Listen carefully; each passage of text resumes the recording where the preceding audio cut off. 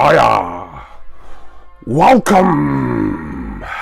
This is Minidisc Monday number 36, and today we're going to have another look at a famous band from Birmingham, a famous reggae band from Birmingham. Don't know why I'm giving all these clues, because you've seen in the title who I'm referring to, but this is the second album that I'll have reviewed on Minidisc Monday by this group, and it's a compilation album. Of course, I'm talking about UB40 and their Best of UB40 Volume 1.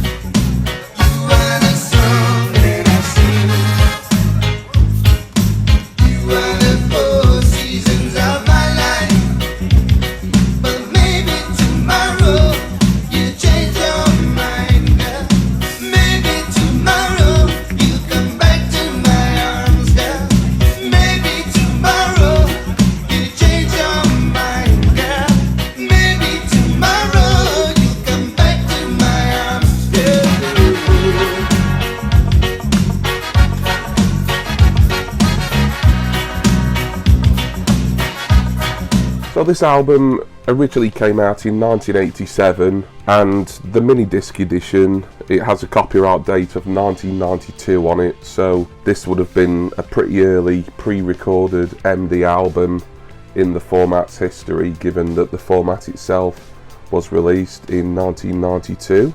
I've owned this for many years, as is the case with pretty much all my Minidiscs, and we'll have a little look at the case and the contents.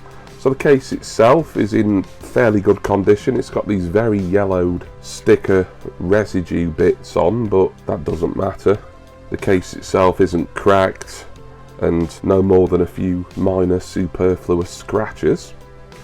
As for the disc, the album artwork is on that side, and then on that side, track listing and the briefest of legal bump. How about the booklet? The booklet is okay. It's not very colourful, but it's not meant to be, I suppose. But it has all the credits for the tracks, some nice professional looking photos there. I don't know why I said professional looking. I mean, when you're in a band, I suppose when you're posing for photos, they're always considered professional photos. But anyway, it's a fairly big book. There's just not a lot of reading in it. It gives a discography on the last, I'd say, 4 or 5 pages, including some of the singles that didn't actually make it onto this album. There's more tracks on the Minidisc version and I believe the CD version than there is on the vinyl edition, by the way. So if you are interested in getting this album on vinyl, then bear in mind, unless there's been an expanded edition, which I'm not certain, but I'm guessing there hasn't, because there's been so many other subsequent UB40 best ofs and compilations. But just bear in mind that the original vinyl edition for this anyway has less tracks on. So I reviewed Labour of Love by UB40 on Minidisc some time ago. That of course is the first in their series of covers albums. They had released sort of compilations previously, but this one was like the one that collected most, not quite all, but certainly all the biggest singles that they'd done between 1980 and 1987. We'll go through them. Track 1 is a great opener, food for thought, always like that track. Track 2 is King. That, for me, is more of a dub track, particularly towards the end. They just kind of forget about it being kind of a normally structured reggae song, and they just go straight into like the dub version. So it's like almost a kind of hybrid of the two, really, reggae and then dub, but in the same track. But it does work. Track 3, My Way of Thinking.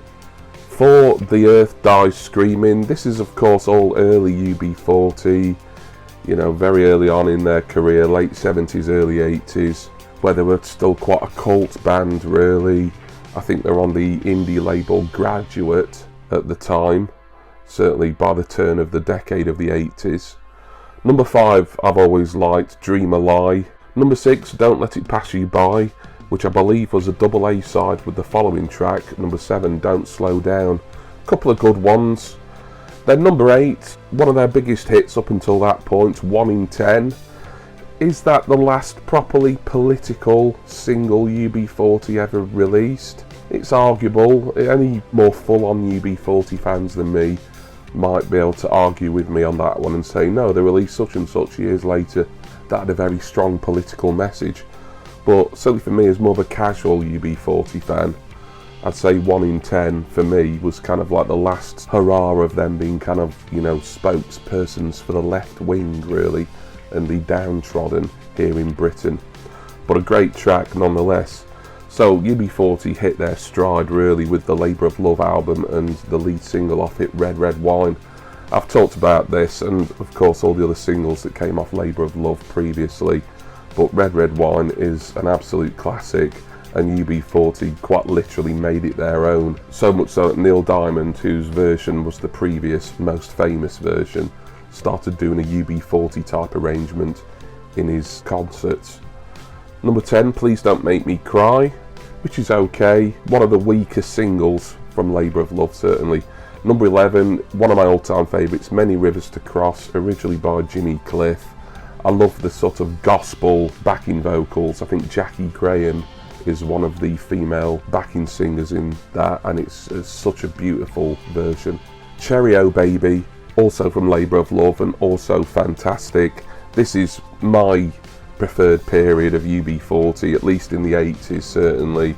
I won't talk too much about the 90s, because there's nothing from the 90s on this. This is a 1987 album, even though the Minidisc was 92.